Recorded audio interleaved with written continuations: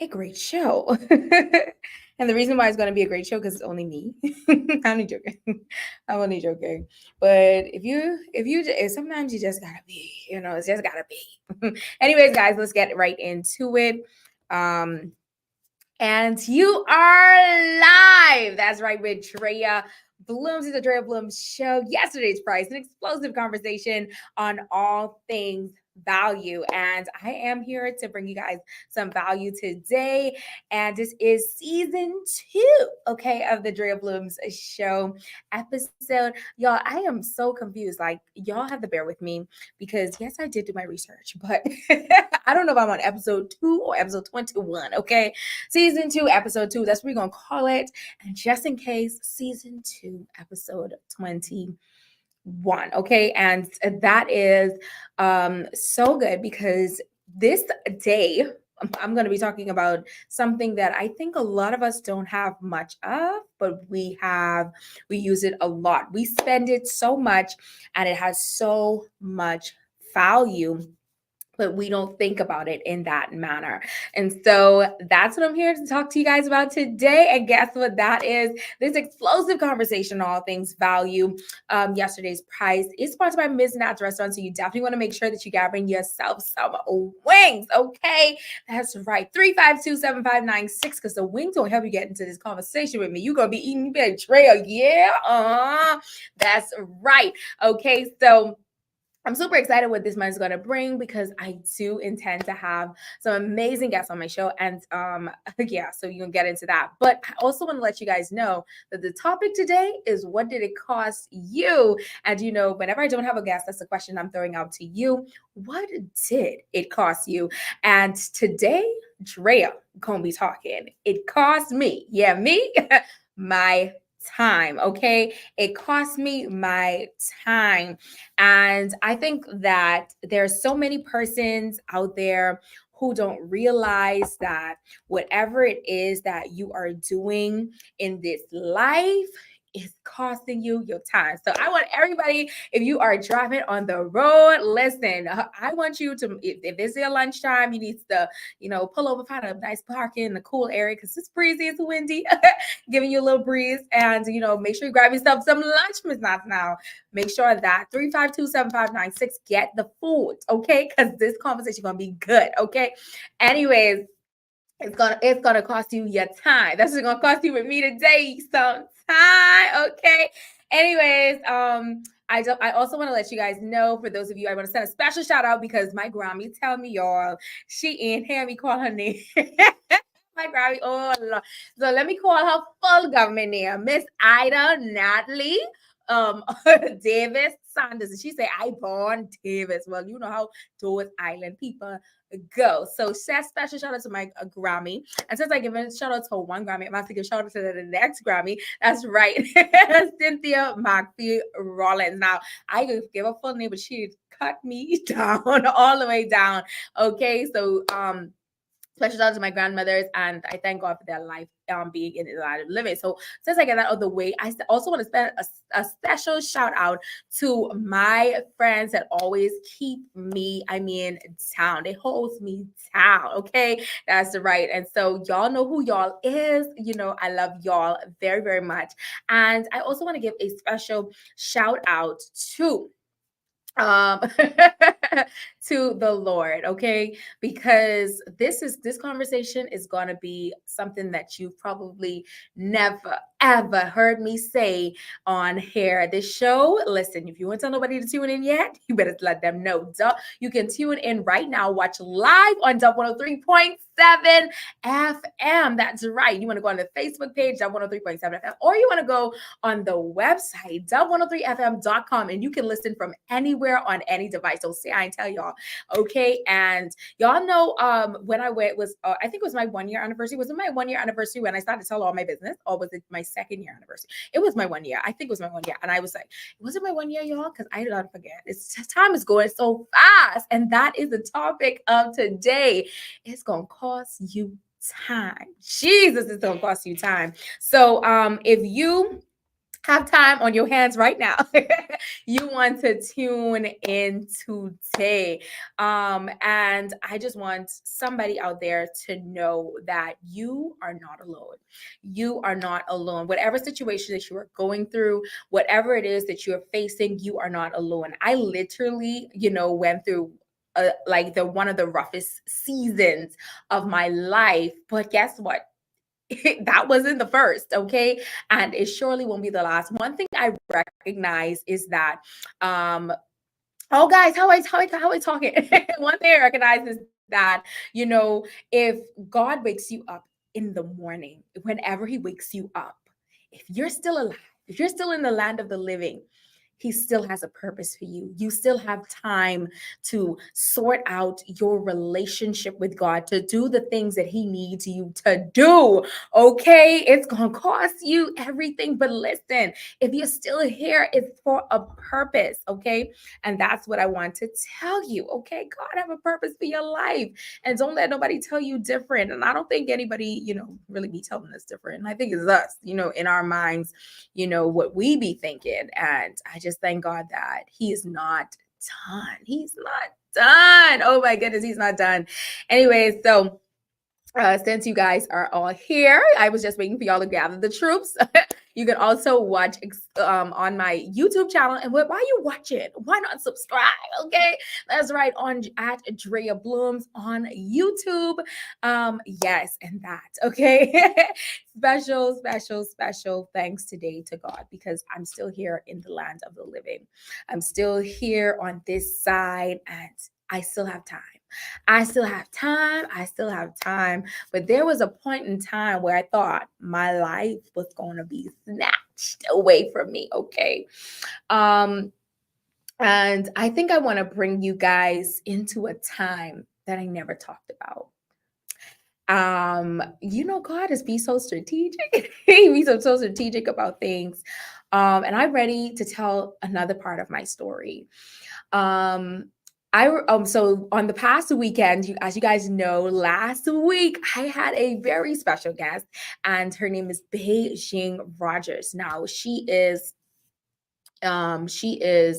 a the founder of IOT. It's our turn. And you already know the full story of that. And guess what? We were talking about everything that we're doing in the community, in nations, and all that stuff in the Bahamas. And let me tell y'all, okay, last weekend, we did exactly everything that she said on this radio talk show and podcast about us going, into the schools. We already went into schools by times that it aired, and we went downtown. Listen, we went downtown, and the most shocking thing that happened for me was seeing a woman who was homeless downtown and angry. She was homeless and she was angry. She was angry at her family. She was angry, at, just everyone, because she couldn't see hope. There was no way out of this thing. There was no way out of the name the label that people put on her. There was no way out because the church to her isn't, somebody that's dependable. There was no way out to her with a family when they want, property and all these different things. They're fighting over these things. And even when it comes to her relationship with God, like, she doesn't care what happens to her after she dies. And it's not my story to tell, it's her story to tell. But because I had an encounter, with her, and I realized that how many people out there can actually say they've spent so much time worrying about the labels that people put on you, worrying about, what's happening in the very moment of your life. And people tell you, oh, well, live in the moment. Who wants to live in the moment of being homeless? Like, really? Who actually wants to live in the moment of being homeless? And let me tell you something. God bless Beijing. Beijing has a grace and anointing that she carries, to literally break down layers in people's life and get Jesus right into that heart.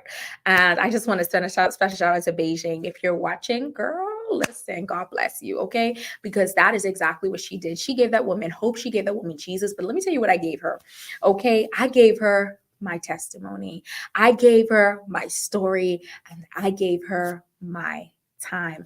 And listen, when I looked at that woman, I said, this could have been me. This could have been me if I did not surrender my life to the Lord. Okay. If I had not surrendered my life to the Lord, this could have been me. You heard my story. You heard parts of my story. It isn't the fullness of my story. But one of the things that I realized is that we don't realize that time is moving by so fast. Time is moving by so fast. I want to take you guys back. Okay. I want to take you guys back to some things that occurred in my life. And I want to bring this to you with all love, with all understanding, because I felt like something that happened in my life. And one of the words that came up, two words that came up this week for me was time and trauma. Time and trauma. They both stand with T. And so we're going to say that the Lord is the Lord, okay, is good, because time doesn't necessarily heals the trauma, but time will help you remember and be reminded and dig up that trauma. Okay, so I know I don't know. There's moments where I don't know if, I should be sharing my story in this manner. Like sometimes it's be like, girl, what you doing? Okay. Like, do you really want people to know your business like that? Well, let me tell y'all. I think y'all are family, and I don't, at the end of the day, I cover myself under the blood of Jesus. If you feel like my story is something to gossip about, if you feel like my story is something, to find some type of fault about me or whatever the case is, then so be it. Go ahead. Because at the end of the day, it's between you and God when you stand before him in judgment. It ain't me. Okay. Because I know one thing for sure, two things for certain. I'm going to forgive you. Okay. I'm going to forgive you because I need his forgiveness. And I don't, so I'm giving you this because there's always somebody needs your story. And that's what I realized when I was, out and about with I Ought. It's our turn organization preaching the gospel of Jesus Christ in the streets of downtown. That there's a woman out there who needed my story. And she began to open her heart when she realized that, guess what? It's not just you. It's not just you. The only thing that makes me different from you is the fact that I accepted Jesus Christ in my life and I let him be Lord over my life. So I want to take you guys back. You've heard me share on this radio talk show and podcast about, being 5 years old and suicidal. And I bring that up a lot because I don't think people realize that children can have, issues. Children can have things that they are struggling with, and you'd be like, what you got to going on, like, you know what I mean, like what could you possibly be going through? I got bills over my head. My grandma used to say all the time, like, when people used to come and tell my grandma and they'd be like, they need $3, she said, I need 3,000, I need 300,000. Oh my goodness, that used to be funny because people don't necessarily have a response for persons who have, those issues. They don't be like, I ain't got it. My grandma used to be like, you need $3, I need 3,000. Like, oh my goodness, it's funny, but nonetheless. What the funny part about there's nothing funny about what I'm about to be talking about today. And I think I know you guys heard me say it, time and time again, but I don't think you guys understand why I keep on saying it. There's an 8-year-old that was said, I don't want to quote it because I don't really have the full story. It was reported that an 8-year-old committed suicide. It was reported. And I think that you think that your child in your house, that's 5, 6, 7, 8, 9, 10, 11, 12, 13, 14, 15, 16, 17, 18, 19, and some of them as big as 40, you know what I'm saying, in your house, that they're not dealing with something that they're not going through something just because they don't have the same problems as you. And I don't think that we realize how much, we can actually hurt our own children. And not just our children, our grandchildren, how we can hurt our nieces, our nephews, how we can hurt, our family, our cousins, our sisters, our brothers, how we can hurt people. And we think that we have time, but we don't. The only time that you have is that time when you wake up in the morning and you get a breath. I would think that you would take that breath and that you would say, "Thank you, Jesus, for life. And I repent for every sin that I've done, knowingly and unknowingly, in the name of Jesus. And I forgive everyone who have hurt me. By faith, I forgive them. By faith, I release them to you. By faith." Because what we don't realize is that everyone has trauma. Trauma brings a trigger. And I know I'm talking about it cost me time, but let me tell you why time. Because when you have trauma, your trauma is stealing away time. If you don't deal with it soon enough, it steals away time. If you deal with it, if you deal with it enough, now you have time to do so much more because it gives you this type of opportunity to talk, to share with others, to help so much more people. I don't know how many persons are listening out there. I don't know, where you're listening from. You could be in the grocery store, you could be on the bank line, you could be in your car, you could be at home, in your kitchen. Like a lot of persons say that where they're listening from because they like to eat like me. Or you could be fasting like me sometimes. But wherever you are, you could be on the beach, wherever you are, and you're listening. You could be in another country or state because you can do that, right? And you have trauma. And so let me tell you how far back my trauma goes. And I think sometimes it starts from the womb, right? Because when I hear the stories about my mother and the age that she had me and all of the things that she went through, right? I just think about it. My mother had me at 17 years old. And when she had me at 17 years old, in back in those days, when your children is having children, and that's why my heart my heart goes out to my grandmother, my mom's mom, because when your child is having a child, you feel like you failed, and people don't understand the frustration, the anger, and the hurt and the pain because people are going to talk about you too. It's not just talking about your child. They're going to talk about you and they're going to deal with you in a certain manner. And now you have so many other things going on and you got to worry about this child who has a child and all these different things. And my mom, she dealt with rejection. Imagine being pregnant with your child and you're dealing with rejection. Now you allowing that to flow to your child.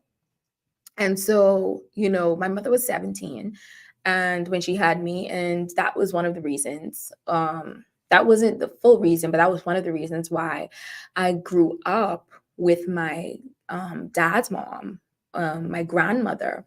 And it was just a lot of stuff that was going on. But I grew up with my dad's mom, my grandmother, and um I always tell you guys how I learned about Christ at a young age. And I thank God my aunt has passed away and gone now, but at a young age, she literally, I could remember as far back as 5 because anything before 5, I don't think I remember, but 5, I remember my aunt teaching me about, well, actually, I could remember before 5 because I could remember preschool. Like I could literally remember my preschool life. And so probably 3. I can give it 3 because I did have a good memory and, good IQ, but um, I remember, the trauma of fear, being so afraid. People think that just because, I can talk well or something like that, like I've never experienced fear. Like I've experienced fear. And it was because fear was instilled in me from a child. Like I was afraid, and this is nothing down on my father or my mother, because I feel like I remember when I saw this mother She had her child. There was no gate in her area. I was driving. She had no gate, and her child ran away from her, like ran. And the child thought that they were just having fun, like they were running and laughing. But the mother was so afraid because she saw my car coming. It's a good thing that I'm always just vigilant when I'm on the road, and I really care because you don't know. You just don't know what can happen. So when you're in communities, you don't drive fast. You know what I mean? You take your time because a dog could cross you, someone's pet, a person could cross and they didn't realize, or a car could reverse and they're not realizing that you're reversing at the same time, like all these different things. But this child was running away from their mother with hysterical laughter because they thought it was funny. But the mother was so afraid. So when she ran after the child, the first thing her response was to beat her child because they ran away from her. But not because they ran away from her, because she was afraid that they could have gotten knocked down because they were literally running, and like they were like coming to the way of my car. But because I was driving it's like so slow, like I literally put my car and like pause and brake because I saw the child. So I just didn't move anymore. I just paused it and braked until they got that sorted out. And then I began to proceed. But the Lord literally said to me, He said, fear caused her to beat the child because fear made her believe that her child being in danger because of her child leaving her and doing this thing that her child had no idea, that was what the mother was feeling. And so I'm saying that to say, when your child, as a child, my I don't think my and I laugh today because I truly I love my parents. Despite that we had hardships in our relationship because of a lot of trauma.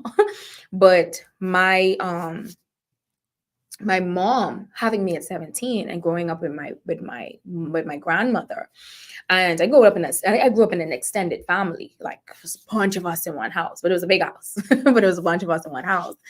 And my aunt taught me about Jesus at a young age. Y'all heard me say this before. Y'all heard me tell y'all, she taught me about prayer and she taught me about faith in Jesus. I knew God. I knew Jesus. I knew about the Holy Spirit. I didn't really acknowledge the Holy Spirit until I was 17. That's when my real encounter happened. Actually, my encounter happened was at 16. God was like, I was ready for you. And I was like, I just want to have fun. But anyways, back to this 5-year-old girl. And so one of the things was that 5 years old, I learned about Jesus, I learned about prayer, I learned about faith, and I learned about so many other things, like just like people shouldn't be touching you in certain areas. That was my family, they was like very, very real. They don't play that, right? And so, you go into school, you're seeing certain things, you're learning certain things, or whatever the case was. But I had fear, like I was afraid. And I'm gonna say something on here that I have absolutely that to this day, none of my family knows. I don't even think I probably might have shared with one or two friends, and that's probably because the most recent one I shared it with. And wow, God really does take you there, huh? Wow, well, this is an exclusive. Put it right down there, an exclusive that's coming on up right now on the Yesterday's Price show, y'all. Jesus, wow, God does these things, child. Anyways, okay, so it's about to happen right now. So at the age of 5, I remember being told by my grandmother and my aunt that no one is supposed to touch you, that they're not supposed to touch you in certain areas. But what's so funny was that was God answering a prayer, because a week or so prior to that conversation, I was in the first grade, and y'all don't call me nosy, right? But I just used to see everything. I used to see and know everything. And I remember I noticed that something was happening under the table at this where I was sitting. And when I bent down to look, I I don't know why I looked. I don't know why I bent down and I looked. But the boys were touching the girls down there, the first grade. That's why when y'all see me say stuff like y'all don't know what these children be doing and all these different things, y'all just please believe me, because I just have stories, okay? And anyway, the boys was touching the girls underneath their jumpers.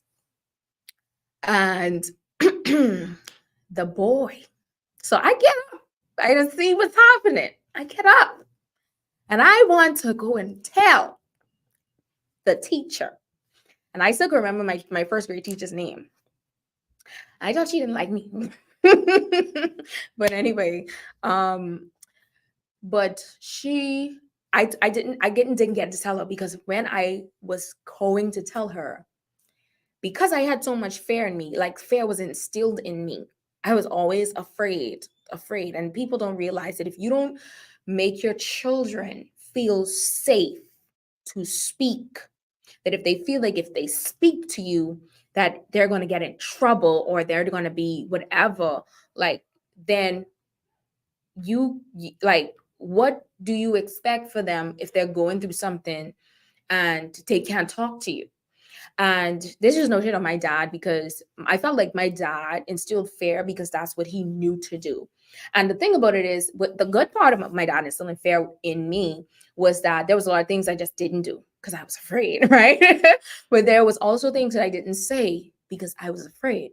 And I remember one of the boys saying to me, he said, if you tell, I'm going to tell that you something, I can't remember, he said if I was a part of something like that.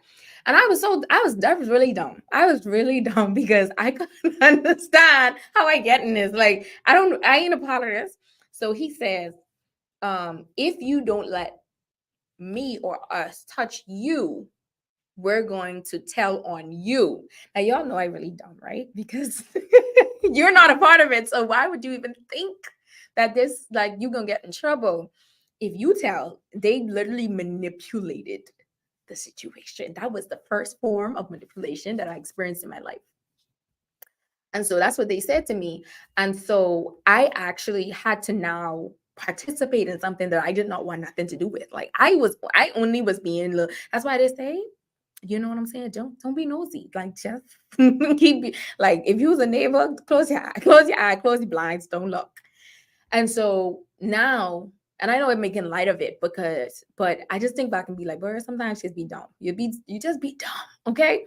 But anyway, my first form of manipulation from a guy and a young boy, the first grade, y'all. And he literally told me if he don't, or in his friends don't touch me, that they're gonna tell on me. What do I gotta do with this? Anyways, so I allowed it to happen because I was afraid. Not because I wanted to participate, but because I was afraid. And so every day, literally, this was the thing. Like, this became the thing. And it was so, this young boy was so demonic to me, because it was like they don't care about the other girls anymore. They, even though they were still doing it, it was like, oh, all focus is on me now. And so by the time the conversation happened at home, where, my grandmother and my aunt was like, don't let nobody touch you in these particular areas, that was when another fear came on me. And I was trying, I wanted to tell, but I couldn't tell, because now I'm afraid, I don't know what to do. And so you don't know what your children are going through. You don't know what's happening. You're not having the conversation because you don't think that they know about these things. And so I thank God that my family, certain things that they just was real about. They just had the conversations. They had the conversations with you. They talk. Sometimes, they do a lot of things that you just shouldn't know about. But it was good, because knowing, then you also know what is not and what is. And I remember when they had the conversation, I was so afraid, and I wanted to tell my teacher so bad. And guess what?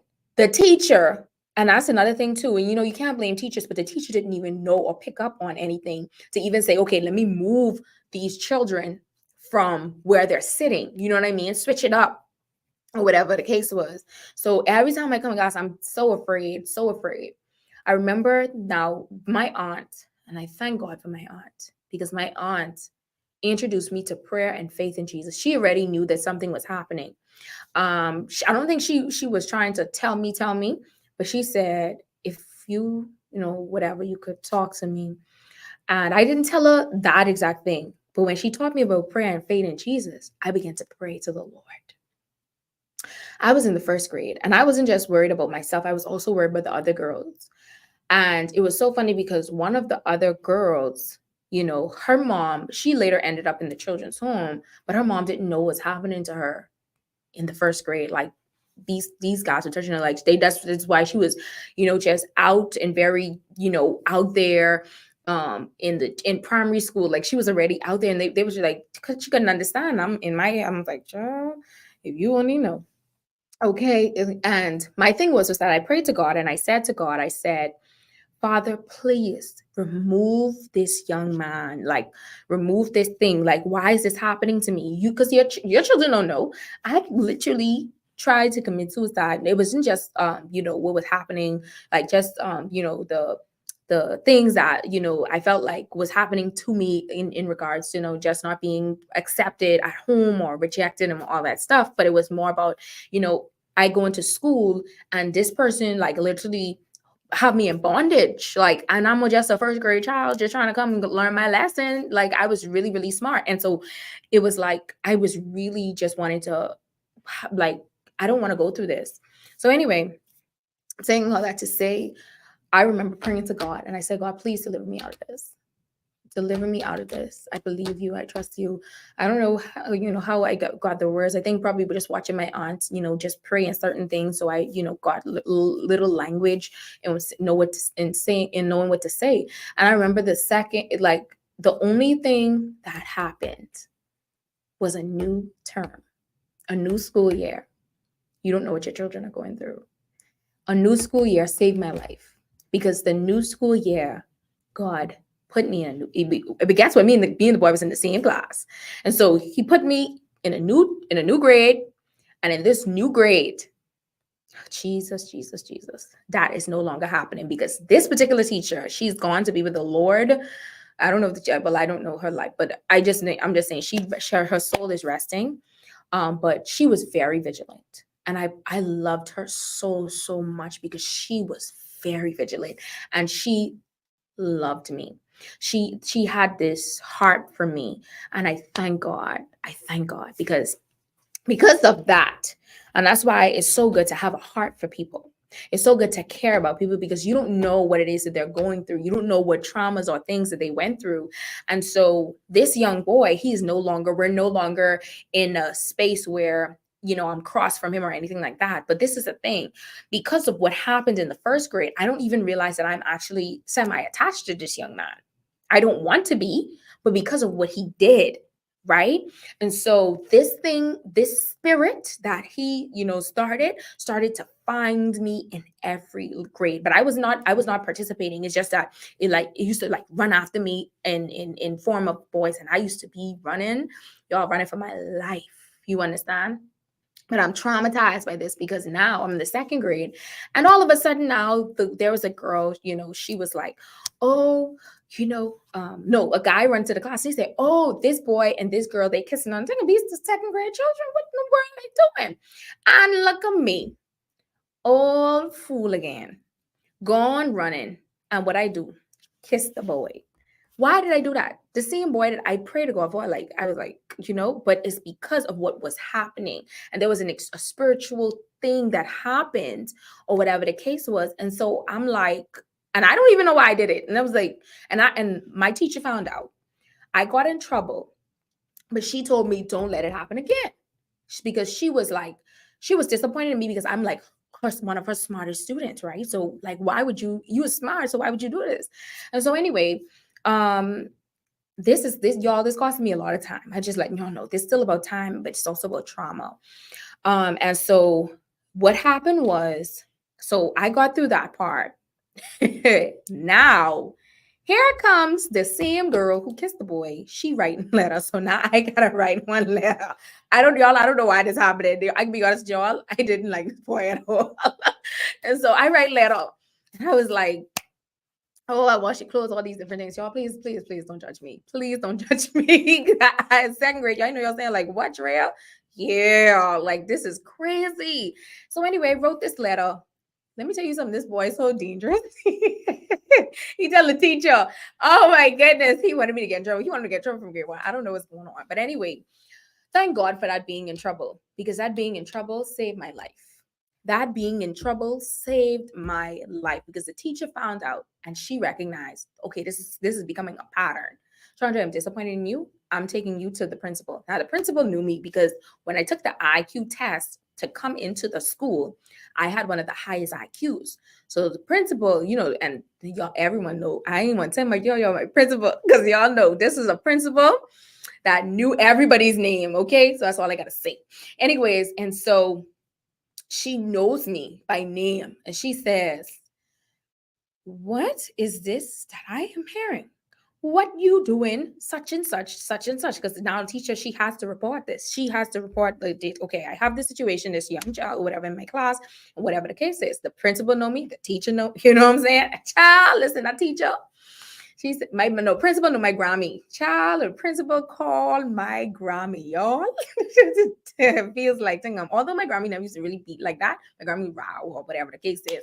But child, I know that if this gets to my Grammy, y'all, that my daddy, my daddy never noticed. So you can find out now. But anyway, so be it. But my principal, she literally takes the ruler and she spanks me on the back of my leg like twice, and that was hard. That's all I needed, y'all. I ain't gonna lie. Even if God disciplined me, child, to give me one spank, I gotta go. I gotta go. I don't be into all that trouble and stuff. Just keep me on this. Keep me, I gotta be good with him because I ain't into all that. So anyway, that was that discipline, and that's why I truly do believe in disciplining children, because it is necessary. It is necessary for their growth. It is necessary for their, their betterment and all that stuff. But, just how you do it. Anyways, that discipline from the principal and also from the teacher, she did some things, but she also, she talked to me. And I could tell y'all the trauma that I experienced from the first and the second grade. I didn't want no boyfriend. I didn't want to kiss no boys. Like, y'all, listen, that was my mindset. So anyway, I'm now praying again, because now remember, now this next thing happened is I'm in the second grade. How I get from first grade, God to deliver me. I don't have this situation, this young man anymore. How does my young man just find his way right now? So let me tell you what happens now. That after the second grade, now I'm in the third grade. I'm praying again. God really is just helping me. And I'm like, wow, God is answering my prayers. And I'm only 5 and 6. Anyways, going into the third grade, this young man and me don't have nothing, but now he really just doesn't like me. Like this boy that came into my first grade class. He now what he is doing now, he is literally if he wants me to do something, he tells me, "Oh, you must do this unless I can tell." That was his thing. So like literally that was over my head from the third. That was his thing from the third grade all the way to the sixth grade. Could y'all believe that? Literally from the third grade to the sixth grade, he would use that. He'd be like, "Oh, such and such and such, I can tell." And that time, like those things wasn't happening anymore. Like whatever the case was, but this was the thing. When I went into the third grade, there was this young boy, and he would like run after me every lunch break or thing. And I was like, what type of demon is this? And like he trying to throw stuff at me. I used to have to run into the girls' bathroom. Like I was like, God, like save me from this. But this boy, I hated that boy. I hated that boy because I don't know where he came from, but it was like a spirit. Okay. Anyways, I'm praying, praying, praying. God is just literally just delivering me out of these things, these plans of the enemy in school, because I did not want this. Like, guys, I talk to God. God talks to me. So when you see me talking about going through that phase of suicidal thoughts, wanting to take my life, I'm dealing with so many different things, and I'm a child. I'm a child and I truly just want to be a child. All I want to do is have my nice hair do. Put some, the stickers in the from the what you call it when you the price tag, put it on my nails, have nails, listen to some music, watch my cartoons and shows and all that stuff, eat my food, eat my lunch, and have some milkshake and stuff. That's all I wanted. Play and have fun. That's all I wanted. But that's not what came to me. Anyways, I gotta wrap this up and wrap this up.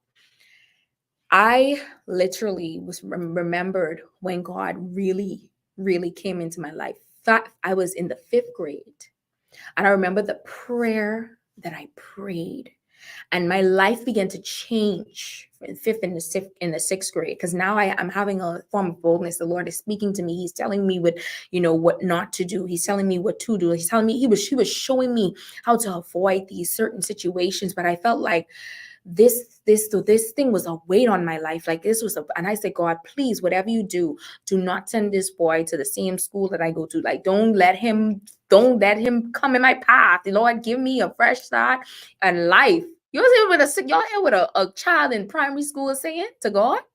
And so anyway, goes to a new school. Go over to high school. But the point of the matter is that there was that trauma that followed me. And I responded well to it, because at the end of the day, when I was free from that, people in my school could tell you couldn't say Chandra was dating nobody. I think even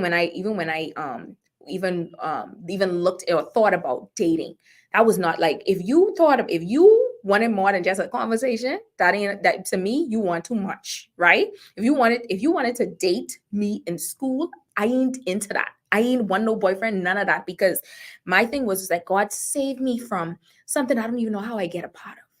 Until one day, I remember my mom, she looked at me, and my mother, and that's why I love my mom, because even though I didn't grow up with my mother, it was something about a mothership that she could tell what I was going through. And my mother always would tell me, she said, Dre, God's gonna make it all right. Like, she said, don't worry, because God, just pray, just don't pray to God. My aunties want to teach me about Jesus. My mommy also encourage me to stay with the Lord because she knew that I had him. And so I say that to say the trauma that I went through followed my life. And when I got saved, I went into y'all, this is the funny part. I went into the 7th grade as a saved person. I went into the 7th grade. Jesus Christ is my Lord and personal Savior. I went into the 7th grade knowing the Lord. And I wasn't saying I was perfect because I had a mouth. I had, different things, but I had a mouth because I had to defend myself. Remember now, from the 1st grade, I was so fearful I didn't have a voice. Now God has broken this fear off of me, and now I have a mouth. I can speak. Oh yes, I'm going to use this mouth to protect myself. I'm going to use this mouth to speak up, but and not in a disrespectful manner. But sometimes it comes off like that, right? I mean, I always had a little mouth, but now this is me to protect myself, because boys and children are dangerous. Because you're thinking that everybody's a child in a mental. Some children got spirits on them. Some children coming from households, they got some stuff. You know what I mean? And you don't think that your child is going through anything, but they are. And so trauma followed my life. That wasn't my plan. And if anyone had found out in that time, you know what they would say, this fast little girl or this, whatever, but that wasn't me. I ain't asked for that. I didn't tell. Do you understand what I'm saying? I don't even know how that happened. And I got in trouble for it. And the thing about it is that it wasn't my life. And so when I see the woman out there that is angry and that is just bitter and she's just mad at the world because of the way, family and all these different people labeled her and all that stuff, I only saw myself, if I wasn't saved, if I didn't give my life over to God.